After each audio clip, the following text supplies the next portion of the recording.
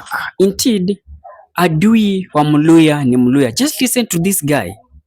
Mkutano ya Kitengela hakuna kuna ametumwa hapo. Hiyo mkutano imekuwa very successful. Venye ya Busia wakaambia Otuoma usitume watu waanze kupigana hapo. Wacha mkutano ifanyike. Na wakapatiwa askari because they are being sponsored. They are being sponsored 100%. Ndio uliona after wamemaliza speeches zote wakapiga tear gas. Ndio waonekane at the government atinawapiga. If these people they are really true, why are they still in ODM? So achie wenye ODM wachie Oburu. Wachie Oburu afanye mambo yake, je wao wakuje wasonge kando. Ni nini ambayo mtu ananiambia Sifuna? Sifuna mimi ni presidential material. Yeye anataka kuwa SG. Muachane na mimi. Wale watu wananiambia tu mimi na guide because angalia and in the next 6 months I'm telling you if Sifuna and the people who are there mimi hata mtu akiniambia Sifuna hana impact yoyote hapa Kakamega ama hapa Mumias ama wapi hakuna venye anaweza nitoa kwa siasa kwa rada.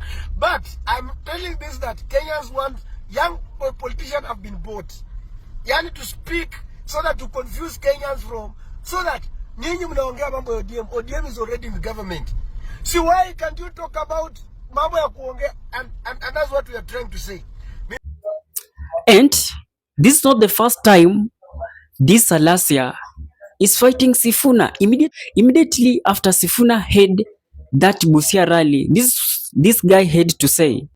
Many people have been asking me, why did I not going to join the bandwagon of Busia? Busia. I want to tell them this, that all these two factions, they are playing for one person. That is William Ruto.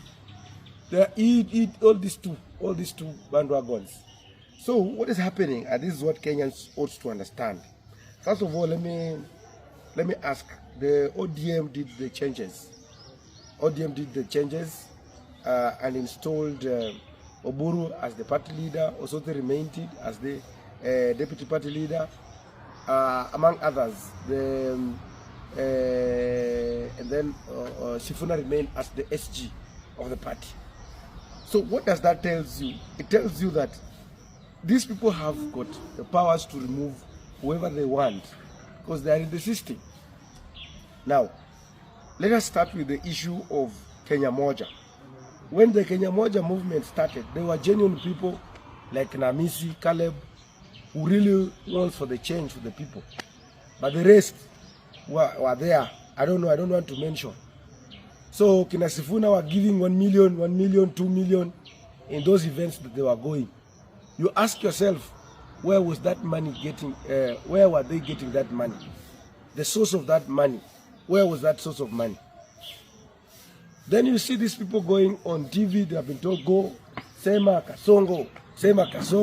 But these people, they report to that person, mwenye wanaita Kasongo huyo. So in that bandwagon, ineti imekuja kushika wale watu ambao wako genuine for the Kenyans. Like maybe they were thinking kina Peter Salasya can go there. Kina Hamisi Caleb wako huko, Onyonka wako huko, Kibagendi wako huko, watashikiwa huko hiyo neti. Lakini hiyo neti mimi hawezi shika. And guys, in case this is your first time coming across us, kindly please consider subscribing to this channel. And it seems that when Salasya aliona this crowd,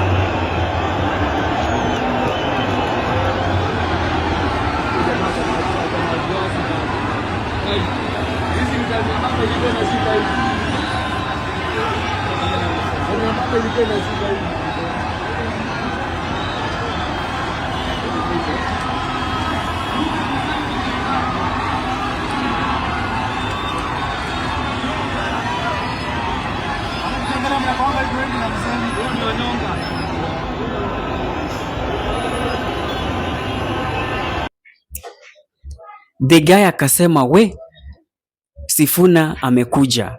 And now akajaribu kucompare what he was trying at. Now he was campaigning for presidential candidate. Look.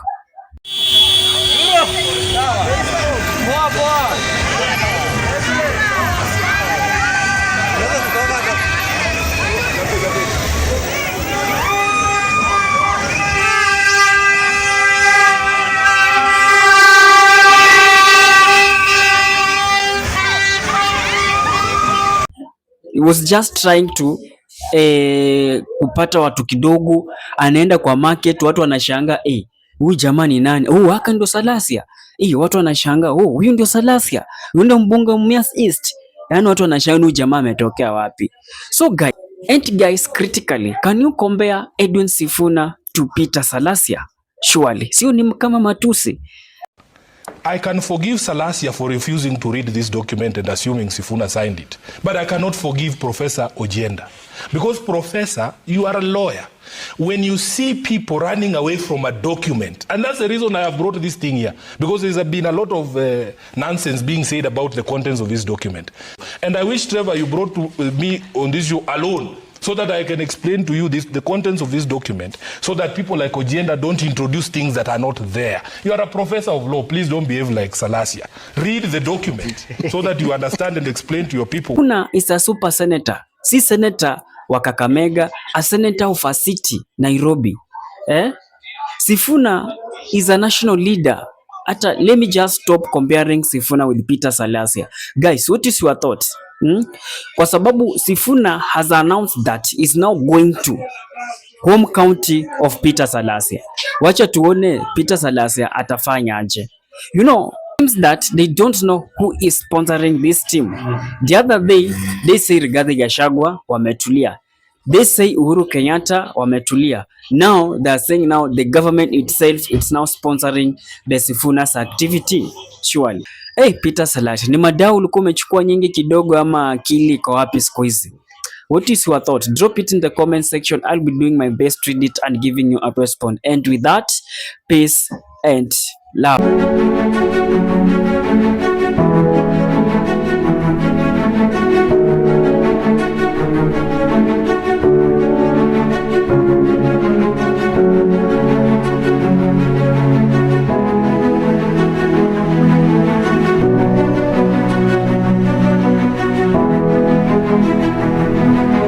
And with that, guys, thank you for choosing Kenya Political Brief as your primary news platform, more so on politics. Kindly please share this video to a friend.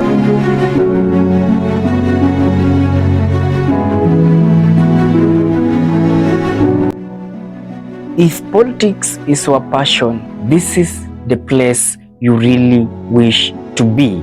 Kindly subscribe. Bye bye.